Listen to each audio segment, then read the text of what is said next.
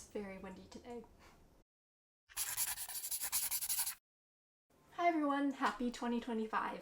If you're new here, my name's Allie and I'm a fantasy writer on my second draft of my YA fantasy work in progress.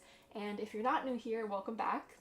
Now that winter break is over, I've finished 60,000 words of my novel and have also taken the time to come up with my new goals for the new year.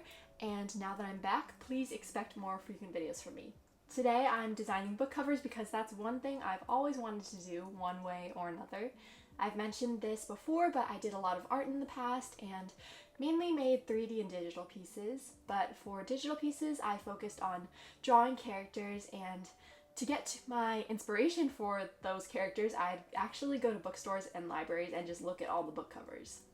Aside from publishing novels, another ultimate goal of mine, or one of my dreams in that sense, was to still improve in art enough so that I could design book covers for myself or for other people. I haven't done too much digital drawing since high school, but since then I've picked up a few jobs and also learned some more Adobe skills. So I'm going to take what I've learned and use those things to create designs on Canva today. I've already made a few covers and had a really fun time, so grab a cozy drink, sit down, and join me for the next cover. Okay, let's do the fantasy book cover. In terms of inspiration, I've been seeing a lot of princess designs and wanted to do one of those. I usually see a bold colored dress and a mysterious background, and I'm ready to have fun with this. Out of all these book covers I'm making today, I think this is the one that I'm going to actually have the easiest time making, just because of the layers and how straightforward they are. Whereas the others require more particular arrangement and individual color choosing. So first I pick an ebook template on Canva, and now I'm looking for a woman in a dress, particularly a fairly clear image. However, if it needs some touching up, you can simply go to Image Upscaler and upscale the image, which is a really cool feature. And after that, I'm going to just remove the background, which is also very easy in Canva. Super convenient. Next, I'm choosing fairy wings and adjusting the transparency. And I'm also choosing these really cool horns. This whole thing is reminding me of Maleficent, specifically the live actions, and I'm not mad about it. Next up, I'm going to choose an enchanted background, and I opted for this warm-toned, shadowy forest with pumpkins. After I choose that and back the image, I'm choosing a vignette, and then I'm adjusting the layers and choosing the glow. These things are very little, but actually very important, and it helps blend all the images together. And aside from some minor adjustments to the colors of everything in the shadows and the brightness, I do some resizing. I also add some traditional fantasy text, unembossed because embossing is a bit hard to do in Canva, but it's totally possible in Adobe. And finally, I look for metal detailing to put on the corners of my book cover. I found some pretty good ones, leaf decor to go with the forest theme, and I'm done. Overall, I'm pretty happy with how this turned out. It's not as good as my other two that I had previously made, but I'm still happy with it. Obviously, if I was using a more professional editing software like Adobe, I could adjust the angling of the wings or also the inclusion of the horns. And I also could have embossed the text included in this book cover, which does really make a big difference. To talk about the best tricks I used for making this particular book cover, I'd say the metal border detailing is very important. The traditional-ish wavy book font that's usually embossed, and also vignettes and glows were really important. I think paying attention to how the colors also meld together is something that really helps this cover come together. Now onto the dessert murder mystery books. These books have always fascinated me, for one, because I personally love baking and find it very similar to art, and also my mom always makes very delicious treats and leaves them around for us to just eat whatever. And for another, because mystery and desserts aren't usually associated with each other. It's so cool because it's just a whole subgenre, and there are titles like Pumpkin Chiffon Pie Murder and Murder with Clotted Cream and Meet Your Baker. To me, they come with the most charming book covers. For my charming book cover, I'm going to start off with a bakery awning, and then I'm going to pick a pastel colored background. After that, I'm just searching the images for some variation of dessert. I had a chocolate themed murder mystery story in mind, so I ended up finding a chocolate cake. And obviously, the chocolate cake needs to stand on something, so cake stand, ta-da! Now, in this design particularly, I wanted to make sure nothing was too detailed. So for anything like the cake stand or even just the table, I wanted to make it very minimal. I briefly considered adding caution tape. However, caution tape being yellow and black is quite distracting for this pastelish soft background. When I finally decided to let go of that caution tape, things started to come together. I added my title, my author name, and even a detective's shadow, which I thought was quite clever. Just hyping myself up. And obviously, before that, I added the horns on top of the cake too. If I didn't add horns or the caution tape, other alternatives would be blood dripping, a knife, things to just communicate that this story is not just a nice, sweet, charming baking recipe book. To reflect upon this, I do think that the cover aligns with the dessert mystery book theme that we were going for.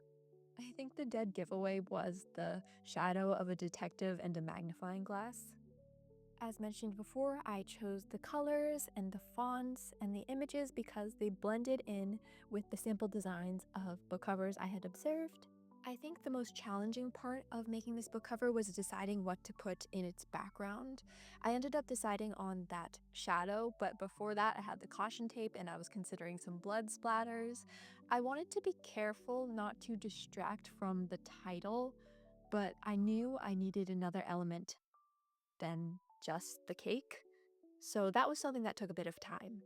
In summary, I'm very happy with this cover and how it turned out, and it's super satisfying to me that this has matched my previous Red Velvet Revenge cover I had made. The best tricks I used, I'd say 2D illustrations were very important with very simple colors, so I'd only use images with 2 to 3 colors in them and not more. I'd also use a very thin font for the text, and that was just after observing generally how these dessert mystery book covers were made. Also, a dash of mischief was very important. I made sure to not just include a dessert in the photo, but also some horns. And in my first murder mystery book cover that I had designed on Canva, I had put blood dripping down from the red velvet cake. Now for the romance book cover. If I'm not reading fantasy, I'm definitely reading romance, and romance books with long titles and simple but elegant bordered designs are literally my cup of tea, so I'm going to try and make something really similar. I was thinking something along the lines of Princess and the Frog, as you can see. However, as this time lapse continues, it turns into a varied version of that.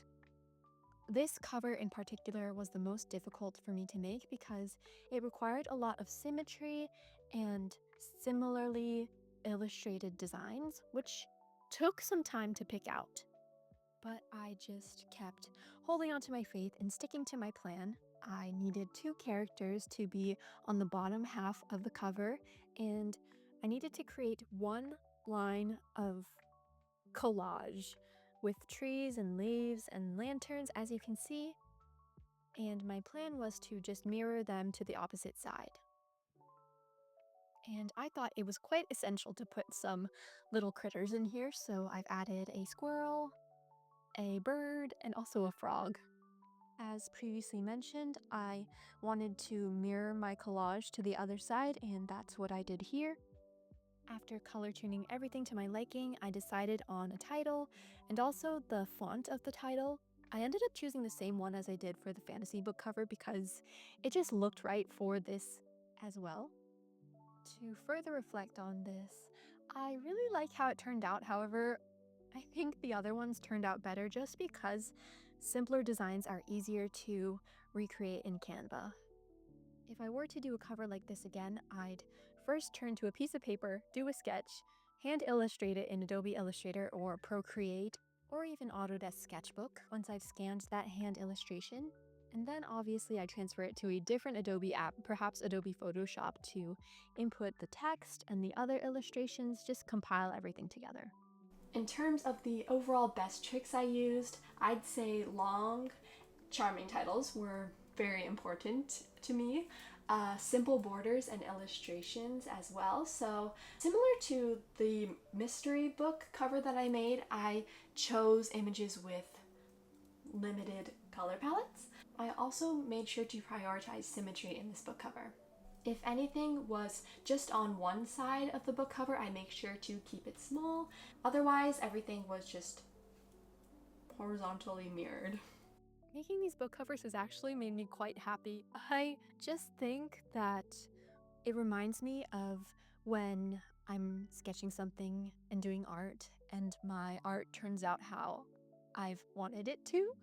It's a very satisfying feeling. Alright, that's all I have for you today. What do you think of my book covers? And do you have any suggestions for what types of covers I should design next? If so, go down to those comments and write it because I'd love to hear, and reading your comments brings me a lot of joy.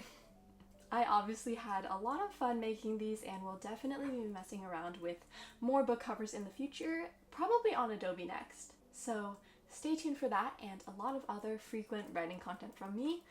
And also for the new year, I've come up with some new offerings. So if you're interested in having a beta reader, I would love to work with you. Check out the link in the description below. And if you're interested in purchasing any writing materials that I use or recommend in my videos, I've also linked them down below as well, so check those out. Until next time, everyone, thank you for watching and happy 2025. Bye!